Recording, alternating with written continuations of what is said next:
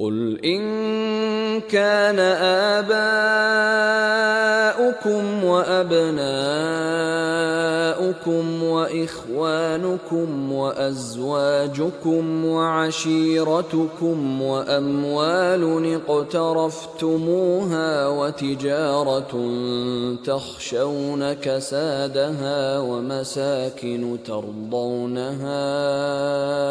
أحب إليكم من الله ورسوله وجهاد في سبيله فتربصوا حتى يأتي الله بأمره والله لا يهدي القوم الفاسقين۔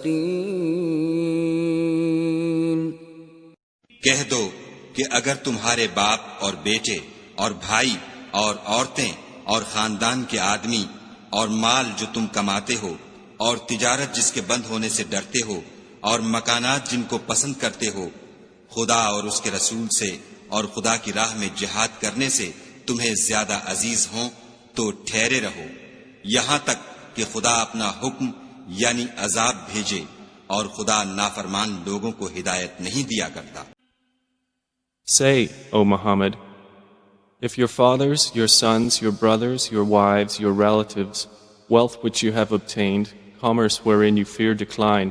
and dwellings with which you are pleased are more beloved to you than Allah and His Messenger